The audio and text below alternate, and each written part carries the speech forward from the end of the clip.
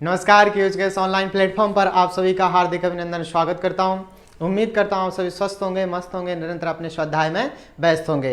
मैं स्वागत Chitrang net JRF के साथ अब की बार नेट जेआरएफ पार इसी सीरीज को आगे बढ़ाते हुए आज हमारी नेक्स्ट क्लास है। वही 50 क्वेश्चन का शेड्यूल रहने वाला है। तो चलिए शुरुआत करते हैं।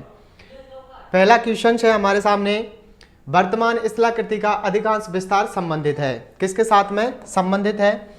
आपका ऑप्शन है कैम्ब्रियन पूर्व महाकल्प से, पुराजीवी महाकल्प से, मध्यजीवी महाकल्प से, नवजीवी महाकल्प से। हमें बताना है तो किससे है ये? नवजीवी महाकल्प से। क्या वर्तमान स्थलाकृति का जो अभी वर्तमान के अंदर स्वरूप देखने को मिलता है सर्वाधिक भाग किसका दिखाई देता है हमें? तो नवजीवी महाकल्प का दिखाई देता है। जब हम बात करते हैं कैम्ब्रियन पूर्व की कल्प के महाकल्प से पूर्व जो हमें पहली चर्चियन की घटना होती है, उस घटना के अंदर ही आपके हिमालय का, जिसे हम प्राथमिक भू हलचल कहते हैं, उसके अंदर हिमालय का निर्माण होता है। ठीक है, इनका फिर हम बाद में विस्तार से भी बात करेंगे जब हम ज्योग्राफी की क्लासेस को स्टार्टिंग से पढ़ेंगे। नवजीवी महाकल्प से वर्तमान स्थलाकृति का अधिकांश विस्तार संबंधित है। नवजीवी महाकल्प के पैलियोशीन कल्प में कल्प में आल्प्स, हिमालय तथा एटलस पर्वतों का निर्माण हुआ था। याद रखना है, पैलियोशीन कल्प में आल्प्स, हिमालय और एटलस पर्वतों का क्या हुआ? निर्माण हुआ था। इसी महाकल्प के पैलियोसीन में गंगा सिंधु के बेसिन का निर्माण हुआ था और इसी पैलियोसीन के महाकल्प में किसका? गंगा सिंधु के बेसिन का निर्माण हुआ था तथा हिमालय की तीसरी श्रृंखला शिवालिक की उत्पत्ति हुई थी। याद रखना है, नवजीवी महाकल्प के अंदर आपको आल्प्स, हिमालय, एटलस, पैलियोसीन कल्प के ही निर्माण माने जाते हैं और इसी में आपका किसका? सिंधु का जो बेसिन है उसका निर्माण भी हुआ था। आगे है ये, हालांकि यूजीसी आपके यूजीसी नेट की तरफ से बोनस था। ठीक, यदि आप धूप वाली दोपहर को पुलीन पर समुद्र की ओर मुंह करके बैठे हो तो स्थानीय पवन कैसे चलेगी? इनमें से तो कोई सा ऑप्शन था नहीं, तो चलिए देखते हैं क्या होता है। विशेषक ऊष्मन की क्रिया के चलते जल की तुलना में स्थल जल्दी गर्म हो जाता है। क्या होता है? ऊष्मन की क्रिया के चलते क्या होता है? जितना जल्दी समुद्र गर्म नहीं होता उससे अधिक जल्दी गर्म हो जाता है आपका कौन सा? तो स्थल क्षेत्र। ठीक है, तथा वहां ताप अधिक होता है और दाब कम होता है। ताप तो अधिक होगा लेकिन दाब कम होगा, जबकि सागर में ताप कम, दाब अधिक होता है। देखिए दो स्थितियां होते हैं, स्थल के अंदर तो आपके ताप अधिक होगा और जहां ताप अधिक होगा तो देखिए मैं समझा देता हूं थोड़ा सा, 2 मिनट और लगेंगे अपने। देखिए हम बात कर रहे हैं, ये स्थल क्षेत्र मान लिया हमने। ठीक है, ये स्थल क्षेत्र है और ये वाला मान लिया हमने जल क्षेत्र या जो समुद्री क्षेत्र है उसको। जब यहाँ पर ये सूर्य का प्रकाश पड़ेगा तो सूर्य का प्रकाश करने की वजह से क्या होगा? दाब तो क्या हो जाएगा? कम। दाब कम क्यों होगा? क्योंकि तापमान क्या होगा? तापमान अधिक होगा। तापमान क्या होगा? अधिक होगा। तो यहाँ से जो वायु है वो ऊपर की ओर उठ जाएगी। अब सेम कंडीशन हम देखते हैं जल पर। तो जल स्थल की तुलना में तापमान क्या होता है? तापमान हम मान लेते हैं मीडियम या कम दिखाई देता है, तो दोनों में कोई याद रखना आप, थोड़ा सा कम होता है। इसकी वजह से क्या होता है? दाब तो अधिक हो जाता है। क्या हो जाता है? दाब अधिक हो जाता है। अब हमने पढ़ा है निम्न दाब से वायुदाब, पवनें जब चलती हैं तो अधिक वायुदाब से निम्न वायुदाब की ओर चलती हैं, यानी वायुदाब से निम्न वायुदाब की ओर गमन करेंगे नहीं करेंगे, यानी स्थल की ओर चलेंगे। ठीक है,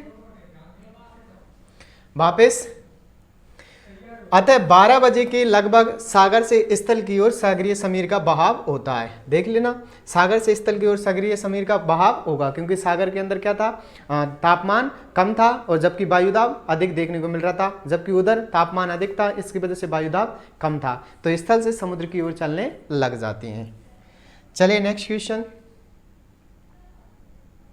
क्वेश्चन नंबर 3 है, जल कण जिस तापमान पर संघनित होते हैं वो है। जल कण जिस तापमान पर संघनित होते हैं वो तापमान है तुलनात्मक आर्द्रा, ओस बिंदु, संघनन बिंदु, बाष्पीकरण बिंदु। तो वो कौन सा है? तो वो ओस बिंदु है। कौन सा है? ओस बिंदु। जब जल के कण तापमान जिस तापमान पर संघनित होते हैं वो कौन सा है? तो वो आपका ओस बिंदु है। जल कण जिस तापमान पर विद्यमान होते हैं, संघनित होते हैं, उसे ओस बिंदु कहा जाता है। और यह बिंदु आर्द्रता युक्त वायु जब संवहन प्रक्रिया द्वारा ऊपर उठती है, आर्द्रता युक्त वायु संवहन प्रक्रिया के द्वारा ऊपर की ओर उठती है, तब ड्राई एडियाबैटिक लैप्स रेट द्वारा संतृप्त होती है। किसके द्वारा? ड्राई एडियाबैटिक लैप्स रेट के द्वारा क्या होती है? संतृप्त होती है। जब संतृप्त वायु संघनित होने लगती है, तब तापमान के 0 डिग्री से ऊपर होने पर संघनन प्रक्रिया होती है। जब क्या होता है? 0 डिग्री से अगर टेम्परेचर ऊपर हुआ तो क्या होगा? संघनन प्रक्रिया है वो प्रारंभ हो जाएगी। तब उस ताप बिंदु को ड्यू पॉइंट कहते हैं। उसको क्या कहते हैं? ड्यू पॉइंट कहते हैं। ठीक है। और 0 डिग्री से नीचे के तापमान पर संघनन प्रक्रिया होती है, तब ये ताप बिंदु को फिजिंग पॉइंट कहते हैं। दो याद रखना, 0 से अगर प्लस वाला पॉइंट होगा तो डेव बिंदु, और 0 से अगर माइनस वाला होगा तो कौन सा है? वो आपका फिजिंग पॉइंट कहलाता है। ठीक। आगे क्वेश्चन नंबर 4, और क्वेश्चन नंबर 4 क्या कह रहा है?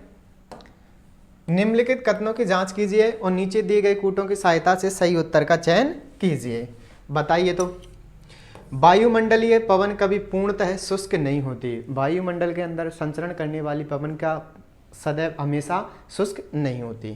ठीक, यानी पूर्णतः शुष्क नहीं होती। सेकंड, जलकण वायुमंडलीय परिमाण का 4% तक अधिग्रहण कर सकते हैं। जलकण है वो वायुमंडल परिमाण का 4% तक अधिग्रहण कर सकते हैं। तीसरा है, वायुमंडल में जल के कण हमेशा अदृश्य रहते हैं। तो वायुमंडल में जल के कण वो हमेशा अदृश्य रहते हैं। आगे और बात करते हैं हम थोड़ा सा।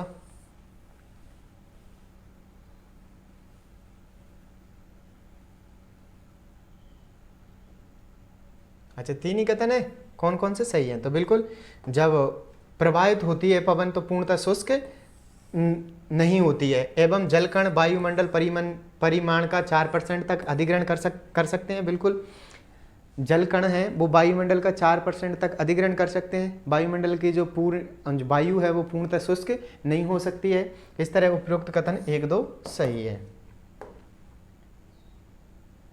आगे बात करूं मैं, क्वेश्चन नंबर 5, निम्नलिखित में से यांत्रिक अपचय की तुलना में रासायनिक अपचय ज्यादा महत्वपूर्ण होता है। ठीक, चलो बताओ ये क्यों होता है?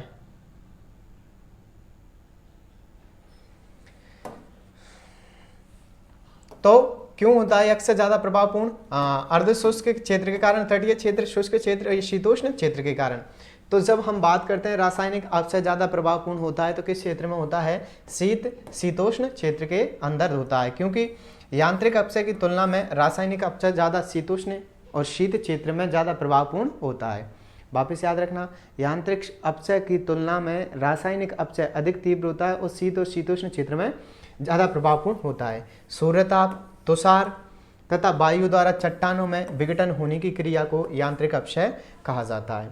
सूर्यताप, तुषार तथा वायु द्वारा चट्टानों में विघटन होने की क्रिया को क्या कहा जाता है? उसे यांत्रिक अपचय कहा जाता है। ठीक, वायुमंडल के निचले स्तर में ऑक्सीजन, कार्बन डाइऑक्साइड गैस है तथा जलवाष्प की प्रधानता होती है, परंतु जब इनका संयोग नमी या जल से नहीं होता, इनका संयोग नमी या जल से नहीं होता, अर्थात जब तक ये शुष्क होते हैं तब तक ये अपचय की दृष्टि से ये तत्व क्रियाहीन होते हैं, परंतु जैसे ही इनका संयोग जल से होता है ये सक्रिय घोलक साधक हो जाते हैं। इनके संयुक्त से चट्टानों में रासायनिक परिवर्तन होने लगते हैं और ये रासायनिक अपचय के अंतर्गत आते हैं। तो ये किसके अंतर्गत आते हैं? रासायनिक अपचय के अंतर्गत। और एक यांत्रिक अपचय, यांत्रिक अपचय की तो हमने बात कर ली, यानी सूर्यताप, तुषार और जो चट्टानों में विघटन होता है उसे यांत्रिक अपचय के नाम से जाना जाता है। यांत्रिक अपचय की तुलना में जो आपका रासायनिक अपचय है वो अधिक देखने को मिलता है। जिस क्षेत्र में देखने को मिलता है, शीतोष्ण क्षेत्र के अंदर देखने को मिलता है। आगे क्वेश्चन नंबर 6, अपवाह तंत्र जो उस क्षेत्र जहां तक कि वो पाया जाता है के ढांचे से संबंधित नहीं है क्या कहलाता है? अपवाह क्षेत्र जो उस क्षेत्र जहां की वो पाया जाता है उस ढांचे से संबंधित नहीं है तो क्या कहलाएगा? तो क्या कहलाएगा? तो इनमें से तो कोई ऑप्शन था ही नहीं जो कहलाएगा, क्योंकि आपके यूजीसी नेट ने इसको भी क्या किया था, बोनस दिया था। चलिए पढ़ते हैं क्या कहलाएगा। ध्रुवाकृतिक अपवाह पैटर्न को पादपाकार अपवाह प्रतिरूप भी कहा जाता है। ध्रुवाकृतिक पैटर्न को किस नाम से जाना जाता है? आपके पादपाकार अपवाह प्रतिरूप भी कहा जाता है। इस प्रकार के अपवाह का विकास सपाट तथा चौरस विस्तृत भागों में दिखाई देता है। इस तरह का जो अपवाह का विकास है वो सपाट और चौरस विस्तृत भागों में होता है। ग्रेनाइट सेल वाले भागों में इनका विकास सर्वाधिक होता है। इनका विकास सर्वाधिक कहाँ होता है? ग्रेनाइट सेल वाले भागों में। इनका आकार देखने में वृक्ष के तने जैसा तथा उसकी शाखाओं के समान दिखाई देता है। इसका आकार कैसा होता है? वृक्ष की तरह, और वृक्ष की जो शाखाएं होती हैं उसकी तरह दिखाई देता है। किसका? ध्रुवाकृतिक अपवाह, या इसी को हम बोलते हैं पादपाकार अपवाह क्षेत्र। ठीक, आगे पादपाकार अपवाह प्रतिरूप के क्षेत्र की एक प्रमुख जलधारा होती है। इसकी एक क्या होती है? एक तो प्रमुख जलधारा, जैसे जड़ से तना निकलेगा तो एक तना हमारी प्रमुख जलधारा मान लेते हैं, फिर उसकी विभक्त जलधाराएं हो जाएंगी। उसकी सहायक तथा उसकी सहायक और उपसहायक आदि शाखाएं सभी दिशाओं की ओर में आकर मुख्य जलधारा से मिल जाती हैं। जैसे मैं बात करूं, यहाँ पर हम ट्री बनाने का प्रयत्न करते हैं, ठीक है, फिर इसकी उप शाखाएं हो जाएंगी, फिर इसमें से शाखाएं निकलेंगी। ठीक, तो ये सभी क्या है? ये सभी पादपाकार अपवाह है। क्या है? पादपाकार अपवाह है, और एक में आकर के ये मिल जाती हैं। ठीक, अरीय अपवाह पैटर्न में, अब ये देखना, ये तो पादपाकार या ध्रुवाकृत अपवाह हो गया। अब अरीय पैटर्न में क्या होता है? अरीय पैटर्न में होता है आपके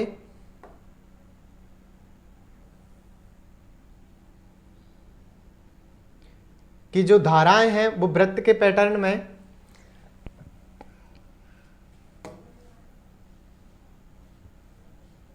दिख रहा है।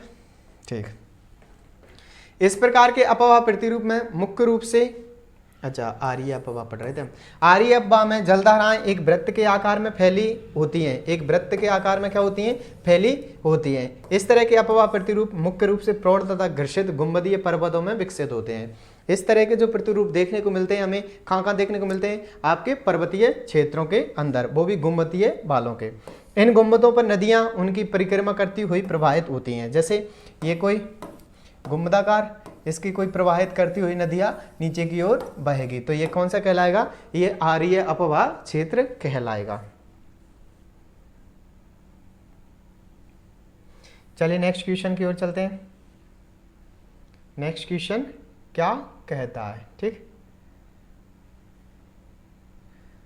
नेक्स्ट क्वेश्चन है हमारे सामने, बेहद ही प्यारा है। निम्नलिखित सूत्र, आप बताओ किसकी गणना करेगा? आंसर दिख जाते हैं, अब तो उनका तो क्या ही करें। हाँ, जेआरएफ में जाके वहाँ पे आंसर देख लेना तो थोड़ा सा अच्छा हो जाएगा, है ना। वहाँ पे भी काश दिख जाते हैं आंसर, मजे ही आ जाते। तो निम्नलिखित सूत्र 10a प्रति मील समुच्च रेखा की संख्या इंटू समुच्च रेखा का अंतराल बटे 3361 पर आधारित ढलान की परिगणना किसने की है? तो इसकी परिगणना किसने की थी? वेंटवर्थ ने। किसने की थी? वेंटवर्थ के द्वारा। और डेविस ने भौगोलिक आवर्धन की व्याख्या की थी। डेविस को याद रखना, डेविस ने क्या किया था? भौगोलिक आवर्धन की व्याख्या की थी। चलिए कथन एक, तल संतुलन के एजेंट के रूप में वायु का कार्य उतना व्यापक नहीं है। तल संतुलन के एजेंट के रूप में वायु का कार्य उतना व्यापक नहीं है जितना कि जल का होता है। ठीक है। सेकंड कारण क्या है? यदि विश्व के केवल मरुस्थल क्षेत्रों में प्रभावी होती है जहां वर्षा बहुत कम होती है और मृदा के कण उन्मुक्त होते हैं, तो हमें बताना है कि तल संतुलन के एजेंट के रूप में वायु का कार्य उतना व्यापक नहीं है जितना प्रभाव किसका? जल का दिखाई देता है। उसी प्रकार से ये विश्व के केवल मरुस्थल क्षेत्रों में प्रभावी होती है, और ये जो देखने को मिलता है वो केवल विश्व के मरुस्थलों के अंदर दिखाई देता है। तो बताइए इनमें से कौन सा है? तो बिल्कुल, जब हम बात करते हैं तल संतुलन एजेंट के रूप में वायु के इतना व्यापक नहीं, जल का होता है, बिल्कुल।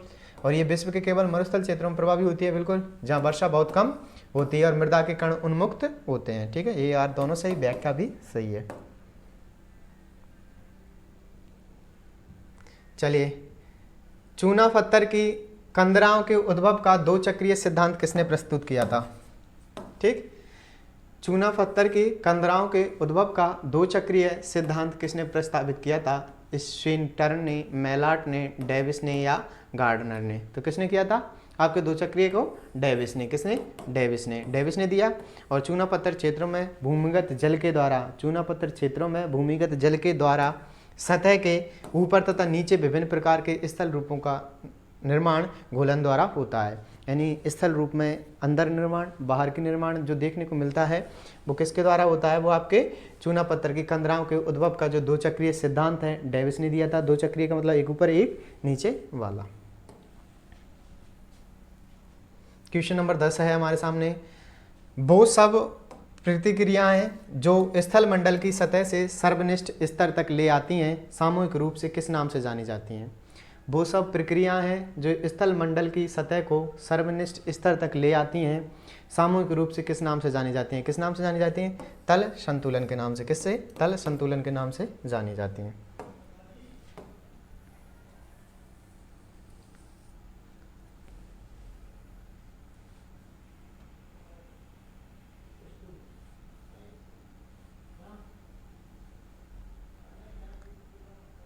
क्योंकि बेसब प्रक्रियाएं को स्थल मंडल की सतह को सर्वनिष्ठ स्तर तक ले आती हैं सामूहिक रूप से तत्व तल संतुलन के नाम से जानी जाती हैं। सामूहिक रूप से किस नाम से जानती हैं? संतुलन के रूप से जानी जाती हैं।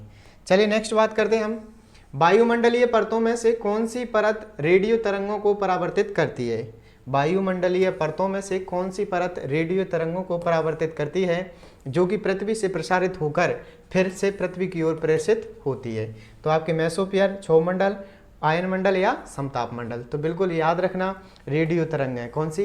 रेडियो तरंगें आयन मंडल के अंदर स्थापित की जाती हैं। इसके अंदर हमें देखने को मिलती हैं दीर्घ तरंगें, लघु तरंगें और मध्यम तरंगें। सबसे पहले लघु, फिर मध्यम, फिर दीर्घ तरंगें। ठीक है, फिर एक ध्रुवीय पुंज ज्योति भी दिखाई देती है। तो कहाँ होती है? आयन मंडल में। यहाँ से आयन मंडल से वापस आती हैं। चलिए देखते हैं थोड़ा सा आयन मंडल के बारे में। आयन मंडल रेडियो तरंगों को परावर्तित करती है जो कि पृथ्वी से प्रसारित होकर फिर पृथ्वी की ओर प्रेषित होती हैं। ऐसे गई, आयन मंडल आया, आयन मंडल से वापस रिटर्न। ठीक है, और 80 किलोमीटर से 400 किलोमीटर तक की ऊंचाई वाले भाग को आयन मंडल के नाम से जाना जाता है।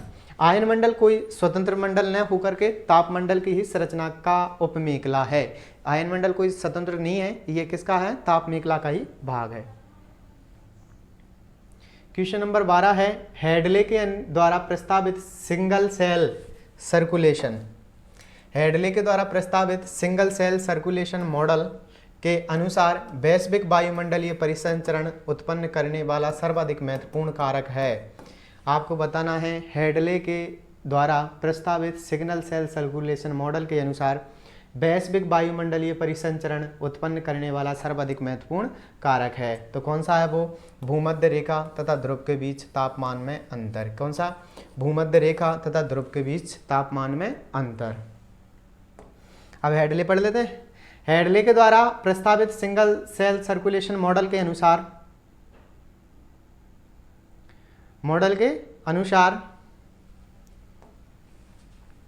वैश्विक वायुमंडलीय परिसंचरण उत्पन्न करने वाला सर्वाधिक महत्वपूर्ण कारक भूमध्य रेखा तथा ध्रुव के बीच तापमान में अंतर है। भूमध्य रेखा और किसके? ध्रुव के बीच तापमान में क्या है? अंतर है।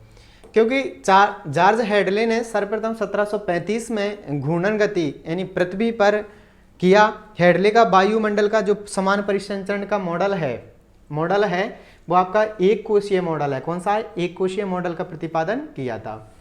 वापस से एक कोशीय मॉडल के प्रतिपादक पूछे तो जॉर्ज हेडले। ठीक है ना। और हेडले का वायुमंडल का सामान्य परिसंचरण का मॉडल एकांकीय तापीय प्रत्यक्ष कोशिका पर आधारित है। किस पर आधारित है?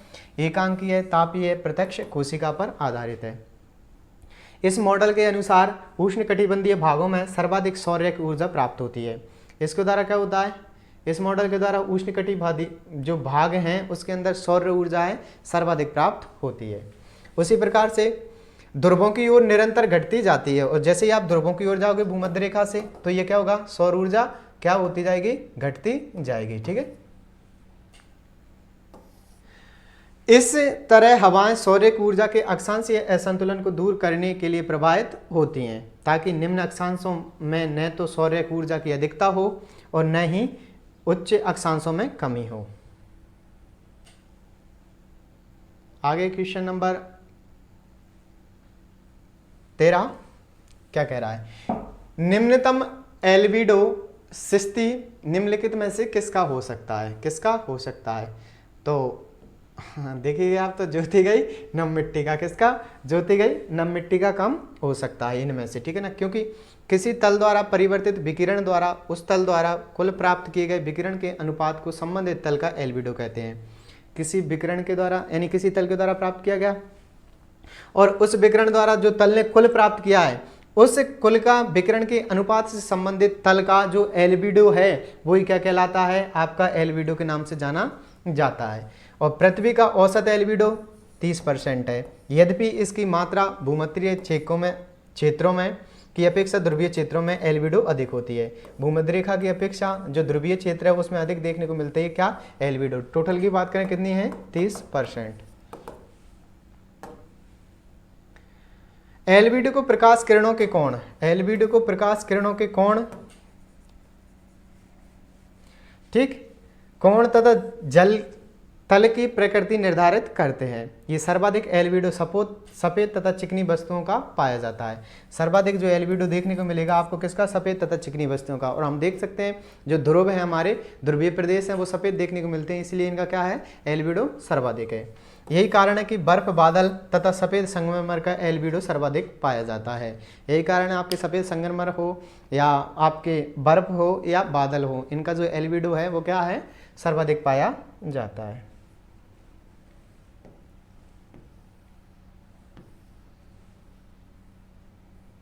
चलिए नेक्स्ट क्वेश्चन की ओर चलते हैं, थोड़ा सा फास्ट, चलिए तो फास्ट कर देते हैं।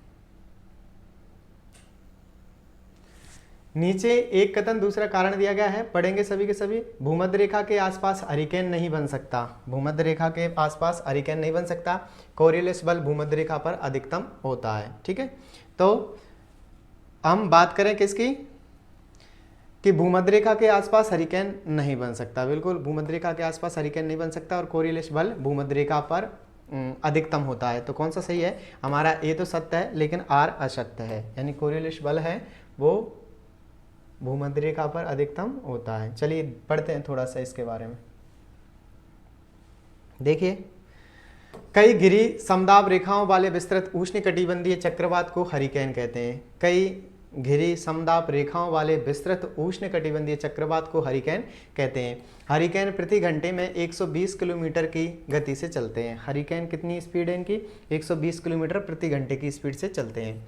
आगे, हरिकेन आयन रेखाओं के मध्य केवल कुछ भागों में ही उत्पन्न होते हैं। हरिकेन आयन रेखाओं के मध्य केवल कुछ भागों में ही उत्पन्न होते हैं। और हरिकेन की समदाब रेखाएं अधिक सुडौल, हरिकेन की जो समदाब रेखाएं हैं वो अधिक सुडौल तथा वृत्ताकार होती हैं। कैसी होती हैं, वृत्ताकार होती हैं। केंद्र से बाहर की ओर समदाब तेजी से बढ़ता है।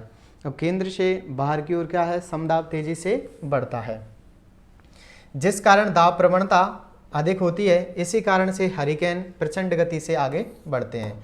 क्या होता है, हरिकेन है वो प्रचंड गति से आगे बढ़ते हैं। हरिकेन में वर्षा मूसलाधार होती है, हरिकेन में वर्षा है वो मूसलाधार होती है। कोरियोलिस बल भूमध्य रेखा पर न्यूनतम होता है। याद रखना, कोरियोलिस बल भूमध्य रेखा पर न्यूनतम होता है।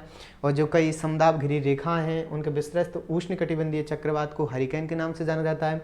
120 किलोमीटर पर घंटे की स्पीड रहती है। हरिकेन आयन रेखाओं के मध्य केवल कुछ भागों में ही उत्पन्न होते हैं। हरिकेन आयन रेखाओं के मध्य कुछ ही भागों में उत्पन्न होते हैं। और हरिकेन की समदाब रेखाएं अधिक सुडौल तथा वृत्ताकार होती हैं। इनकी जो रेखाएं अधिक सुडौल और वृत्ताकार होती हैं। आगे बात करूं, जिस कारण दाब प्रवणता अधिक होती है और इसी कारण से हरिकेन प्रचंड गति से क्या होता है, आगे की ओर बढ़ते हैं। हरिकेन में वर्षा मूसलाधार होती है। कोरियोलिस बल भूमध्य रेखा पर न्यून होता है। कोरियोलिस बल है वो भूमध्य रेखा पर क्या होता है, न्यून होता है, क्योंकि भूमध्य रेखा पर अपकेंद्रीय बल के प्रभाव के कारण कोरियोलिस बल का प्रभाव नगण्य हो जाता है। भूमध्य रेखा पर अपकेंद्रीय बल के, भूमध्य रेखा पर अपकेंद्रीय बल के कारण या प्रभाव के कारण कोरिलेशन बल का प्रभाव है वो क्या हो जाता है, नगण्य हो जाता है। क्वेश्चन नंबर 15, जब सूर्य मकर रेखा के उद्गृत चमकता है तो क्या होता है, आर्कटिक क्षेत्र में रातों 24 घंटे के बराबर होती हैं। आर्कटिक क्षेत्र में क्या होता है, रातें 24 घंटे के बराबर होती हैं। जैसे हमें पता है सूर्य आपके अधिकतम कर्क रेखा तक और निम्नतम मकर रेखा तक आता है, इन दोनों के बीच में इसका सर्कुलेशन देखने को मिलता है। अब बात करें हम इस मकर रेखा पर चमकेगा तो ध्रुवों की ओर क्या होगा, ध्रुव आर्कटिक क्षेत्र में 24 घंटे के बराबर होती है। बिल्कुल, इसमें रातें जो होंगी 24 घंटे के बराबर होंगी, क्योंकि यहाँ तो दिन होना है और इधर वाले में रातें होनी है। सेम यही अगर कर्क रेखा पर जाएगा तो इधर तो क्या हो जाएंगी, रातें और इधर दिन। ठीक, चलिए, जब सूर्य मकर रेखा के उद्गृत पर चमकता है तो दक्षिणी गोलार्ध में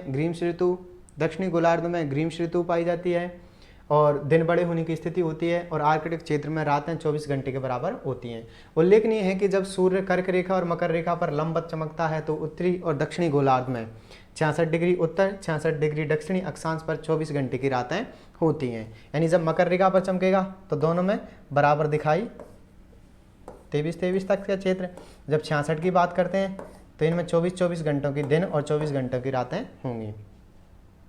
क्षेत्र के चारों ओर, जबकि 66 डिग्री दक्षिण का क्षेत्र विस्तार आर्कटिक क्षेत्र के चारों ओर है और ऊपर वाला आर्कटिक क्षेत्र के। निम्नलिखित में से कौन सा कथन सही नहीं है, बताना है। वाष्पीकरण तापमान के सीधे अनुपातिक होता है, तो वाष्पीकरण तापमान के सीधे अनुपातिक होता है, बिल्कुल होता है। वाष्पीकरण सागर की तुलना में भूमि पर ज्यादा होता है, नहीं। वाष्पीकरण सागर की तुलना में भूमि पर ज्यादा होता है, भूमि पर अधिक नहीं होता। वाष्पीकरण शीत धरातल की तुलना में गर्म धरातल में अधिक होता है, बिल्कुल। वायुमंडल में उपलब्ध ऊष्मा की मात्रा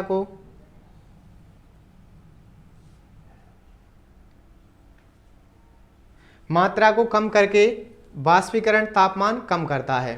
तो वायुमंडल में उपलब्ध ऊष्मा की मात्रा को कम करके वाष्पीकरण तापमान कम करता है। तो कौन सा सत्य हो जाएगा हमारा, ऑप्शन बी। ठीक, थोड़ी सी बात करें इसकी।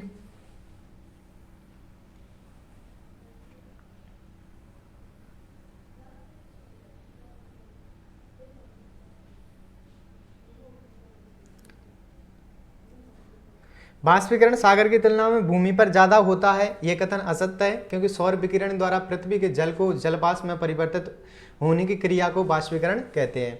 जब वायु का तापमान अधिक होता है तथा उसमें उपस्थित आर्द्रता की मात्रा कम हो जाती है, उसमें जो उपस्थित आर्द्रता है वो कम हो जाती है, तब तो वाष्पीकरण अधिक होता है। सामान्यतः उष्णकटिबंधीय क्षेत्रों में वाष्पीकरण अधिक पाया जाता है, क्योंकि इन क्षेत्रों में तापमान अधिक होता है तथा वर्षा की अधिकता के कारण धरातल पर जल की उपलब्धता भी रहती है और वाष्पीकरण के लिए आवश्यक दशाएं हैं। ठीक, नेक्स्ट क्वेश्चन है आपका, सूची 1 को सूची 2 के साथ मिलान करना है। ठीक, तो चलिए सीधे मिलाते हैं। एक तरफ सूची 1, दूसरी तरफ सूची 2 दी गई है। ऊर्ध्वापातन यानी सबलिमेशन स्थिति बदलने के लिए प्रति ग्राम 680 कैलोरी अवशोषित करती है। याद रखना, ऊर्ध्वापातन इसे ही हम क्या बोलते हैं, सबलिमेशन। और स्थिति बदलने के लिए प्रति ग्राम 680 कैलोरी अवशोषित करती है। दूसरा है हिमीकरण, प्रति ग्राम 80 कैलोरी नियुक्त करती है। तीसरा है बाष्पीकरण, अवशोषित ऊर्जा सतह से निकलने के लिए आवश्यक गति प्रदान करती है।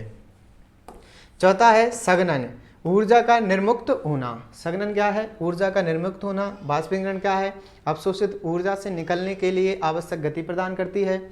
हिमनीकरण क्या है, प्रति ग्राम 80 कैलोरी निर्मुक्त करती है।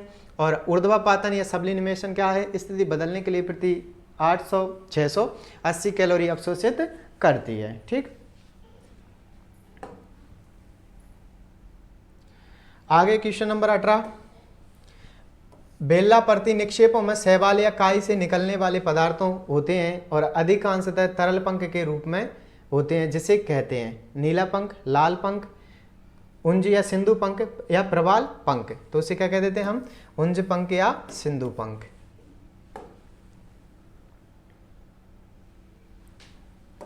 क्या है, बेलाप्रति निपिक्षों में शैवाल या काई से निकाले गए पदार्थ जो अधिकांशतः सरल पंख के रूप में होते हैं उन्हें उंज या सिंधु पंख कहते हैं।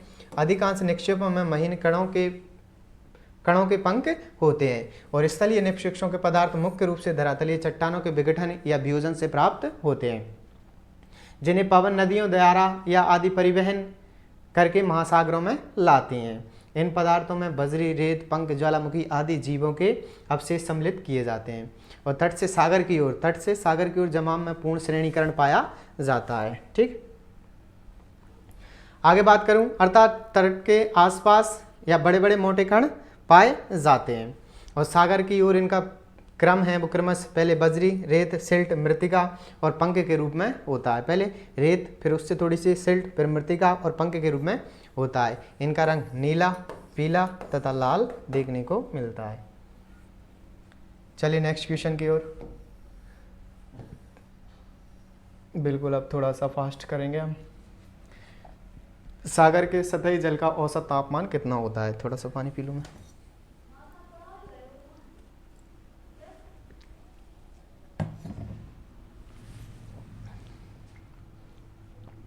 सागर के सतही जल का औसत तापमान क्या होता है? तो क्या होता है इसका 18.6 डिग्री। महासागरीय भागों में तापमान का वितरण सभी जगह समान देखने को नहीं मिलता। क्या होता है? सभी जगह समान देखने को नहीं मिलता। भूमध्य रेखा पर औसत तापमान 26 डिग्री सेल्सियस तथा 60 डिग्री अक्षांश पर 1 डिग्री सेल्सियस देखने को मिलता है। वापस से, भूमध्य रेखा पर जो औसत तापमान है वो 26 डिग्री सेल्सियस देखने को मिलता है, वहीं 60 डिग्री अक्षांश पर यह 1 डिग्री सेल्सियस देखने को मिलता है। सभी महासागरों का औसत वार्षिक तापमान, सभी महासागरों का यानी ओवरऑल सभी महासागरों का सीज का निकालते हैं तो इसका 18.6 डिग्री फ़ारेनहाइट पर आता है। ठीक, याद रखना, भूमध्य रेखा पर औसत तापमान 26 डिग्री सेल्सियस, 60 डिग्री अक्षांश पर 1 डिग्री सेल्सियस, औसत तापमान निकालें सभी महासागरों का 18.6 डिग्री फ़ारेनहाइट है। आगे पारिस्थितिकी तंत्र के दो संघटक होते हैं जो अजैव और जीव होते हैं। ठीक है, समानता पारिस्थितिक तंत्र की रचना दो प्रमुख संगठनों से होती है। यह दो संगठक हैं जैविक और अजैविक। कुछ विद्वान ऊर्जा को, जो कि पारिस्थितिक तंत्र के संचालन के लिए महत्वपूर्ण होती है, पारिस्थितिक तंत्र का अलग संगठन मानते हैं। किसको? ऊर्जा को। चलिए, भौगोलिक क्षेत्र में सभी परिस्थितियां तंत्र इकट्ठे ज़्यादा बड़ी इकाई बनाते हैं, जिसे कहते हैं, उसे क्या कहते हैं? बिल्कुल, बायोम। जब किसी पारिस्थितिक तंत्र के समस्त पादपों तथा प्राणियों का सम्मिलित रूप से अध्ययन किया जाता है, पादपों और प्राणियों का यानी दोनों को कंबाइन करके अगर अध्ययन किया जाएगा तो क्या कहलाएगा? तो वो बायोम कहते हैं। ठीक है ना। और बायोम के अंतर्गत स्थलीय भाग के समस्त जो भी पादप हैं और वहीं प्राणी समुदाय को सम्मिलित किया जाता है, क्योंकि सागरीय बायोम का निर्धारण कठिन कार्य होता है। याद रखना, बायोम में किस किस को सम्मिलित किया जाता है? आपके जो स्थलीय समस्त प्राणी हैं उनको, और स्थलीय समस्त वनस्पति और पादपों को सम्मिलित किया जाता है। इन दोनों का ही संयुक्त रूप है, उसे बायोम के नाम से जाना जाता है। आगे आपका निम्नलिखित में से कौन सी सामुद्रिक जलधाराएं भारतीय सागर की हैं? कनारी जलधारा, लैब्राडोर जलधारा, एंटिलीज जलधारा और अगुलहास जलधारा। बताइए कौन सी है जो कि आपके समुद्रिक जलधाराएं जो भारतीय सागर की हैं? बिल्कुल, लैब्राडोर की जलधारा को हम जब देखते हैं तो अटलांटिक महासागर के अंतर्गत आपकी ठंडी जलधारा देखने को मिलती है। गल्फ स्ट्रीम और लैब्राडोर के मिलन से ही आपका ग्रैंड बैंक का निर्माण होता है, जो विश्व का सबसे बड़ा मछली पालन क्षेत्र है। ठीक है ना। तो लैब्राडोर तो नहीं है। ठीक है, सॉरी, लैब्राडोर। और कनारी की ठंडी जलधारा तो ये भी नहीं है। ठीक, एंटिलीज जलधारा तो ये भी नहीं है, क्योंकि एंटिलीज और अगुलहास दोनों की दोनों आपके हिंद महासागर से संबंध नहीं रखती। आगे अगुलहास, बिल्कुल एंटिलीज नहीं रखती, अगुलहास तो रखती है। चलिए देखते हैं थोड़ा सा, क्योंकि कनारी जलधारा, एंटिलीज तथा लैब्राडोर जलधाराएं अटलांटिक महासागर में प्रवाहित होती हैं। मैंने गलत पढ़ लिया क्वेश्चन? भारतीय सागर की कौन सी निम्नलिखित में से कौन सी सामुद्रिक जलधारा भारतीय सागर की हैं? अच्छा अच्छा, ठीक है। क्योंकि कनारी जलधारा, एंटीलीज जलधारा और लैब्राडोर जलधारा अटलांटिक महासागर में प्रवाहित होती हैं। हिंद महासागर में दक्षिण विषुवतीय रेखा धारा जो पूर्व से पश्चिम की ओर बहती है, पश्चिम में दो भाग हो जाते हैं। एक भाग अफ्रीका और मेडागास्कर के बीच से होकर गुजरता है, जिसे मोजाम्बिक धारा कहते हैं, और दूसरा भाग मेडागास्कर के पूर्व में बहती है, जिसे मेडागास्कर धारा कहते हैं। और मेडागास्कर के दक्षिण में ये धाराएं परस्पर मिलकर के अगुलहास धारा कहलाती हैं। दक्षिण में ये धारा पूर्व की ओर मुड़कर के पछुआ प्रवाह में मिल जाती है। ऐसा क्या है, ऐसे बहेगी, ठीक है। और ये दक्षिण की ओर बहते हुए यहाँ पर मेडागास्कर द्वीप है, दो भागों में विभक्त हो जाएगा। इस वाली को तो बोलते हैं हम मोजाम्बिक की जलधारा और इससे बोलते हैं मेडागास्कर की जलधारा। जब ये एक ही रूप में मिल जाएगी तो इसे क्या कह देते हैं हम, अगुलहास की जलधारा, ठीक। और ऐसे बहते हुए आपकी ये पश्चिमी ऑस्ट्रेलियाई जलधारा, पश्चिमी ऑस्ट्रेलिया के बाद में ये प्रपापित से पुनः इसी रूप में आ जाती है, और ये हमारी भूमध्य रेखा। ऑस्ट्रेलिया का पश्चिमी तट किस कारण से अधिक लवणता सूचित करता है? ऑस्ट्रेलिया का पश्चिमी तट है, किस कारण से अधिक लवणता सूचित करता है? तो किस कारण से करता है? शुष्क मौसम की स्थिति में। किसमें? शुष्क मौसम की स्थिति में। ऑस्ट्रेलिया के पश्चिमी तट पर गर्म जलधारा प्रवाहित होती है। ऑस्ट्रेलिया के पश्चिमी तट पर गर्म जलधारा प्रवाहित होती है, जिस कारण तापमान अधिक पाया जाता है, और तापमान अधिक होने के कारण बाष्पीकरण अधिक मात्रा में होता है, और जिस कारण लवणता अधिक पाई जाती है। जब बाष्पीकरण अधिक होगा तो लवणता अपने आप अधिक देखने को मिलेगी। चलिए नेक्स्ट क्वेश्चन की ओर आगे। संपारिस्थितिकी के बारे में कौन सा कथन सही है? संपारिक स्थिति के बारे में कौन सा कथन सही है? तो बिल्कुल ये जीव समुदाय के जटिल अंतर संबंध का अध्ययन है। संपारिक स्थिति परिस्थिति के बारे में याद रखना कि आपका ये क्या है, ये जीव समुदाय के जटिल अंतर संबंध का अध्ययन है, ठीक। आगे चलते हैं क्वेश्चन नंबर 26। जीवित अथवा मृत जीवों द्वारा निर्मित जैव निक्षेप जो कटक के समान चट्टानी उत्थान बनाते हैं, किस नाम से जाने जाते हैं? जीवित तथा मृत जीवों द्वारा निर्मित जैव निक्षेप जो कटक के समान चट्टानी उत्थान बनाते हैं। कटक के समान क्या बनाते हैं? चट्टानी उत्थान या उतला भाग बनाते हैं, उन्हें क्या कह देते हैं हम? भित्ति, ठीक है। भित्ति के नाम से जाना जाता है। जैसे एक स्थान पर असंख्य मूंगे एक समूह में रहते हैं, क्या होते हैं? एक समूह में रहते हैं, तथा उसके ऊपर दूसरा मूंगा अपना खोल बनाने लगता है। इस क्रिया के कारण एक लंबे समय के अंदर एक विस्तृत भित्ति का निर्माण होता है। एक मूंगा रहेगा, दूसरा मूंगा आकर उस पर रहेगा और उसके क्या बनाने लग जाएगा? खोल बनाने लग जाएगा। और महासागरों में ग्वाट या निगमन द्वीप पर्वत शिखरों की भांति होते हैं। महासागरों में ग्वाट या निगमन द्वीप पर्वत शिखरों की भांति होते हैं। ग्वाट का शिखर सपाट होता है और ग्वाट के ऊपर अधिकांश प्रवाल का विकास होता है। क्वेश्चन नंबर 27 है हम तुम्हारे सामने। किस विचारधारा संप्रदाय ने सर्वप्रथम संभववाद विकसित किया था? तो संभववाद किसने विकसित किया था? चलिए पढ़े। तो ये किसने किया था? संभववाद की विचारधारा का श्रेय जाता है आपके भूगोल का फ्रांसीसी संप्रदाय के द्वारा। किसने संभववाद की विचारधारा किसने दी थी? आपके भूगोल के फ्रांसीसी विचारधारा ने, ठीक है ना। क्योंकि लुशियन फेब्रे ने सर्वप्रथम संभववाद शब्द का प्रयोग किया था। किसने? लुशियन फेब्रे ने। और संभववादियों के लिए पृथ्वी और उसका प्रभाव नहीं वरन मानव का कार्य आरंभ बिंदु है। क्या माना था उन्होंने? कि संभववादियों के लिए पृथ्वी और उसका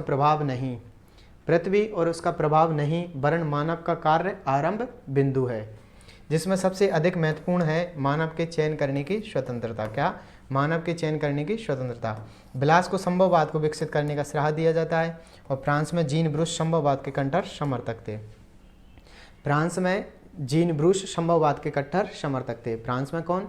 जीन्स ब्रूम संभववाद के कट्टर समर्थक थे। ब्लास को संभववाद को विकसित करने का श्रेय दिया जाता है और लुशियन फेब्रे ने सर्वप्रथम इसका प्रयोग किया था, ठीक है। चलिए नेक्स्ट क्वेश्चन की ओर चलते हैं। क्वेश्चन नंबर 28 है हमारे सामने।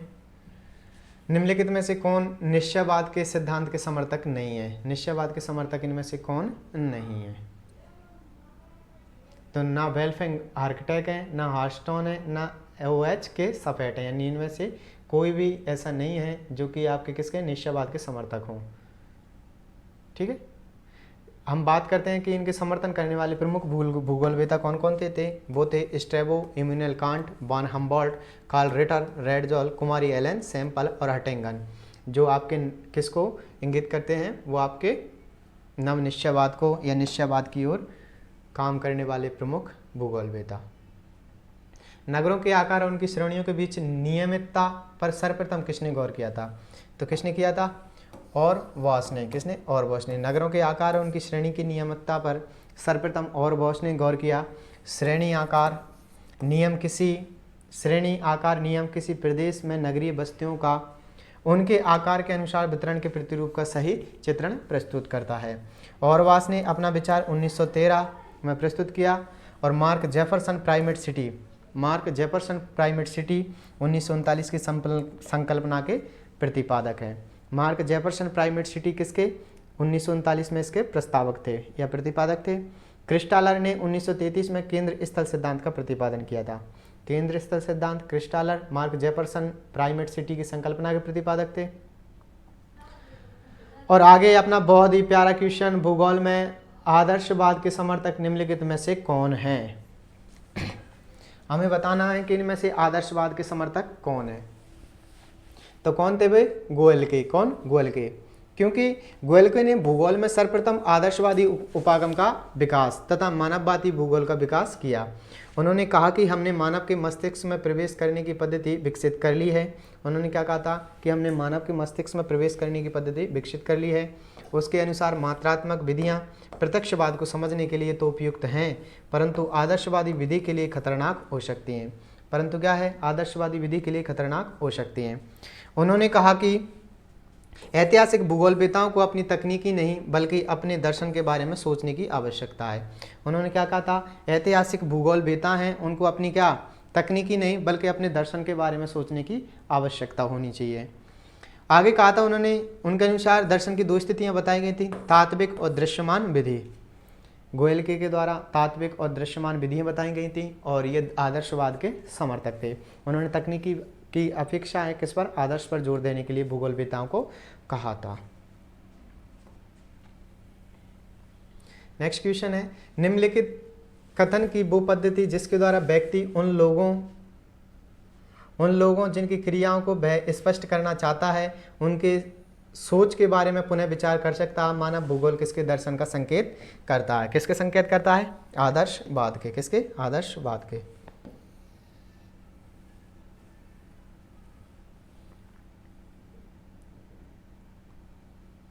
चलिए क्वेश्चन नंबर 32, भूगोल की आत्मा एवं उद्देश्य के आमूलचूल रूपांतरण के लिए निम्नलिखित में से क्या उत्तरदायी है? आपको बताना है। बताइए तो क्या उत्तरदायी है? मात्रीकरण अथवा परिमाणन। ठीक है ना।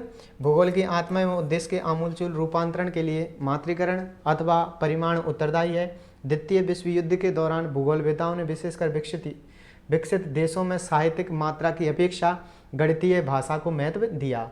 इस प्रकार भूगोलवेता में आधिकारिक गणितीय आंकड़े सांख्यिकीय विधियों का प्रयोग होने लगा, जिससे मात्रात्मक क्रांति कहा गया। और मात्रात्मक क्रांति के प्रमुख समर्थक पीटर हैगेट, रिचर्ड सोले तथा डेविड हार्वे थे। मात्रात्मक क्रांति के प्रमुख समर्थक कौन कौन थे आपके? तो वो तो पीटर हैगेट, दूसरे रिचर्ड सोले और तीसरा डेविड हार्वे। आगे क्वेश्चन नंबर 33, वैगनर के अनुसार महाद्वीपीय विस्थापन के लिए निम्नलिखित में से कौन सा बल उत्तरदायी था? तो उन्होंने कौन सा माना था? ज्वारीय बल। और ज्वारीय बल किसके कारण होता है? समुद्र में जो बल लगता है और जिसकी वजह से क्या उसका जल स्तर ऊपर और नीचे उठता है, तो इसके कारण क्या माने थे? चंद्रमा और सूर्य का। चंद्रमा का कितना लगता है? 11 और सूर्य का 5, 11:5 पर ये बल लगाते हैं। चलिए, जनगणना 2011 के अनुसार जनसंख्या का उच्चतम घनत्व किस राज्य संघ क्षेत्र में सूचित किया है? ठीक है ना। संघ क्षेत्र में अगर सबसे पहले की बात करें तो सबसे पहला देखने को मिलता है दिल्ली के अंदर। कितना? दिल्ली के अंदर 11,046 के समथिंग वहाँ पर देखने को मिलता है, 11,346। ठीक है। आगे बात करूँ मैं, यहाँ पर की बात कर रहे हैं तो इसमें चंडीगढ़ है। कौन सा है? चंडीगढ़ है 1028, केरल 868 और चंडीगढ़ का है 9258। पश्चिम बंगाल का 1028 है और आपके केरल का है 860 और महाराष्ट्र का है 365। ये जनसंख्या घनत्व देखने को मिलता है। क्वेश्चन नंबर 35 है हमारे सामने। यदि किसी क्षेत्र का आर्थिक भूदृश्य अपने सबसे बड़े शहर की 4 लाख की जनसंख्या के साथ केंद्रीय स्थान तंत्र के परिवहन सिद्धांत पर आश्रित है तो अगले क्रम के छोटे शहर की जनसंख्या का आकार निम्नलिखित में से क्या होगा? तो बिल्कुल 1 लाख। चलिए नेक्स्ट क्वेश्चन की ओर चलते हैं। नेक्स्ट क्वेश्चन है क्वेश्चन नंबर 36। क्षेत्रीय व्यवस्था आवासों गृहों के, चलो लोड हो जाने दो पहले। क्षेत्रीय व्यवस्था आवासों गृहों के कारण अधिवास पैटर्न की अवधारणा को सर्वप्रथम सम्मिलित करते हुए अधिवास भूगोल को किसने परिभाषित किया था? सीधा सीधा क्या पूछ रहा है? अधिवास भूगोल को किसने परिभाषित किया था? किसने किया था? मैटजन ने। और हम बात करते हैं कि क्षेत्रीय व्यवस्था या आवास गृहों के प्रकार तथा अधिवास पैटर्न की अवधारणा को सम्मिलित करते हुए अधिवास भूगोल को मैटजन ने परिभाषित किया था। और हंटिंगटन की प्रमुख पुस्तकें हैं the falls of Asia 1907, Palestine and its transformation 1911, सभ्यता और जलवायु 1915, मानव भूगोल के सिद्धांत 1920। आगे आपका क्षेत्रेपन या विरलता में बसे देशों में उद्योगों का विकास धीमा है क्योंकि क्षेत्रेपन यानी कि अलग अलग क्षेत्रों में या दूर डिस्टेंस के साथ में बचे उनमें उद्योगों का विकास कम है क्योंकि वहाँ पर क्या है? कुशल श्रमिक की कमी होती है। दूसरा, कम जनसंख्या उपयुक्त बाजार प्रदान नहीं करती। जब जनसंख्या ही नहीं होगी तो वस्तुओं का निर्माण ही किसके लिए किया जाएगा? और ना वहाँ पर कुशल श्रमिक देखने को मिलेंगे। आगे क्वेश्चन नंबर 38। निम्नलिखित देशों में से किस में जनसंख्या घनत्व सबसे अधिक है? तो किसके अंदर है? बांग्लादेश। और इनमें से अगर हम बात करें पूरे दक्षिण एशिया के अंदर तो मालदीव के अंदर देखने को मिलती है। ठीक, आगे आपके सामने क्वेश्चन नंबर 39। निम्न आयु समूह में से जनसंख्या का आकार उन देशों में बड़ा होता है जहां जन्म दर उच्च हो। आयु समूह में जनसंख्या का आकार उन देशों में बड़ा होगा बिल्कुल जहां पर जन्म दर क्या होगी? उच्च देखने को मिलेगी।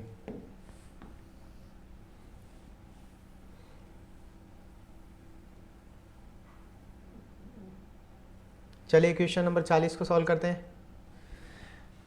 हाँ, उच्च दर बिल्कुल विकासशील देशों में सर्वाधिक। किन देशों में आयु लिंग पिरामिड का आधार विस्तृत और शिखर संकीर्ण होता है? तो किस में होता है? विकासशील देशों में, यानी लिंग अनुपात कम होता है ऐसे वाला। ठीक है, आधार तो क्या होता है? विस्तृत और लेकिन ऊपर की ओर संकीर्ण होता है। ठीक,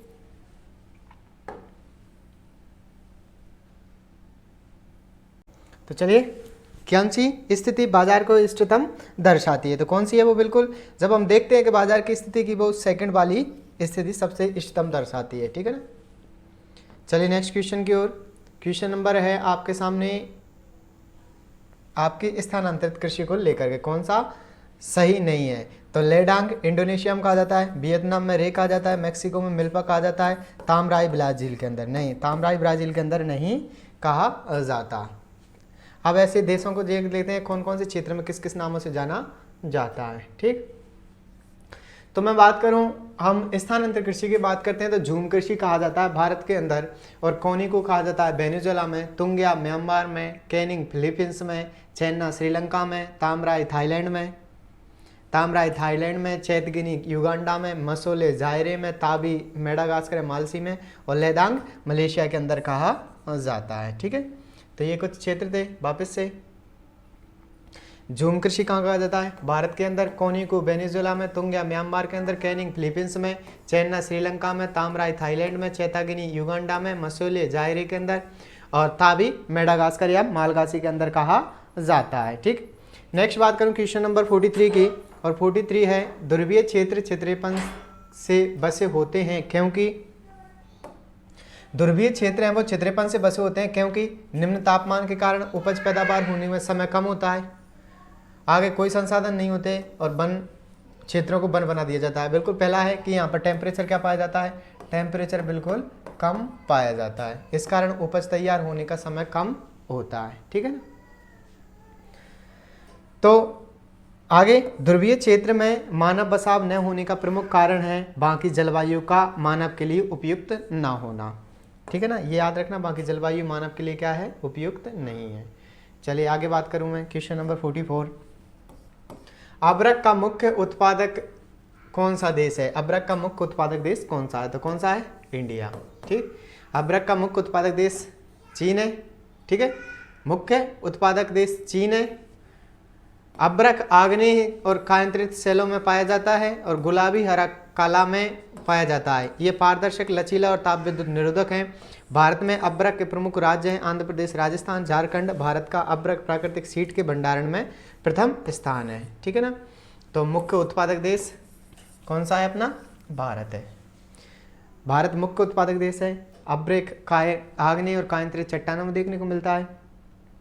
सफ़ेद, गुलाबी, हरा, काला रूप में पाया जाता है।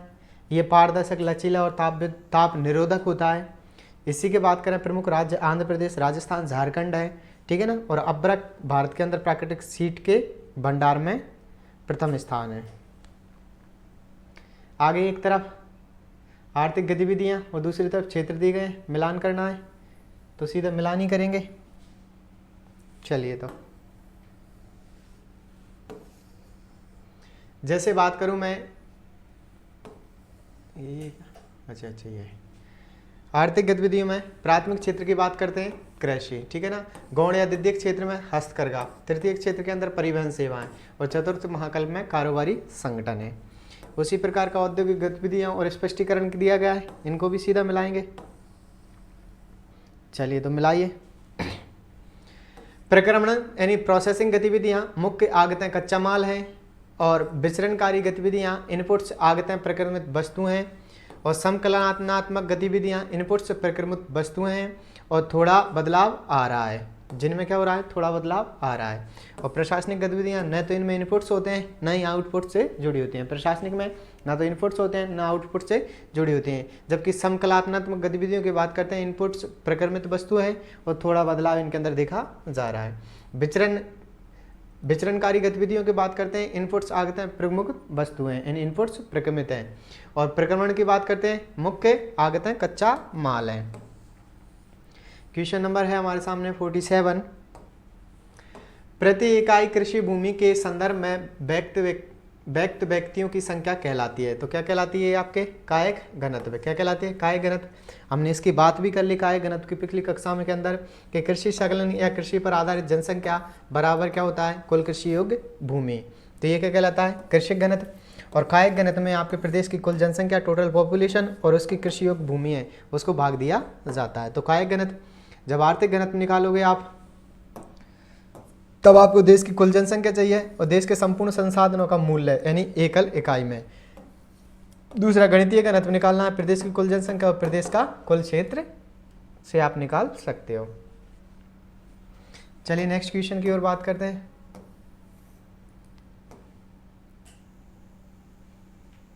नेक्स्ट क्वेश्चन क्या कह रहा है? पादप तथा पशु जीवन के भौतिक निर्धारकों को मिलाकर के वैश्विक पैमाने पर प्राकृतिक क्षेत्रों की शानदार योजना किसने प्रस्तावित की है? तो ये योजना किसने दी थी? हर्बर्टसन ने। किसने दी थी? हर्बर्टसन ने। ठीक, पादप तथा पशु जीवन के भौतिक निर्धारकों को मिलाकर के वैश्विक पैमाने पर प्राकृतिक क्षेत्रों की शानदार योजना हर्बर्टसन ने प्रस्तावित की थी। और हर्बर्टसन ने सर्वप्रथम विश्व को प्राकृतिक प्रदेशों में विभाजित किया था। किसमें? विश्व को सर्वप्रथम प्राकृतिक प्रदेशों में विभाजित करने का काम किया था, वो किसने किया था? हर्बर्टसन के द्वारा। आगे हमारा आज का सेकंड लास्ट क्वेश्चन, ब्रूनीस ने मानव जीवन के अनिवार्य तत्व के रूप में जिसका जिक्र नहीं किया, वो कौन है जिसका जिक्र नहीं किया? तो किसका? विनिर्माण के तत्व। विनिर्माण के तत्व का जिक्र कौन नहीं करते हैं? तो ब्रूनीस इसका जिक्र नहीं करते हैं। आगे वही बात करूं मैं, निम्नलिखित कारकों में से मतदान व्यवहार को कौन सा कारक प्रभावित नहीं कर रहा? मतदान व्यवहार को कौन सा कारक प्रभावित नहीं कर रहा? तो भूजोत का आकार। कौन सा? भूजोत का आकार। लास्ट है ये हमारा आज। भारत एक लोकतांत्रिक गणराज्य है। यहाँ पर सार्वभौमिक मताधिकार की व्यवस्था है। अनुच्छेद 326 के तहत लोकसभा तथा विधानसभा के सदस्यों का चुनाव वयस्क मताधिकार के माध्यम से होता है।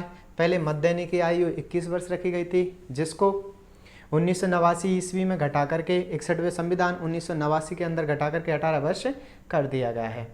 और मतदान व्यवहार को धर्म, जाति, शिक्षा, विकास आदि से प्रभावित करते हैं, जबकि भूजोत का आकार मतदान व्यवहार को प्रभावित नहीं करता। भूजोत है वो क्या नहीं करता, मतदान व्यवहार को प्रभावित नहीं करता। तो आज के लिए सिर्फ इतना ही, मिलते हैं नई कक्षा के साथ में। तब तक स्वस्थ रहें, मस्त रहें, निरंतर अपने स्वाध्याय में व्यस्त रहें। जय हिंद, जय भारत।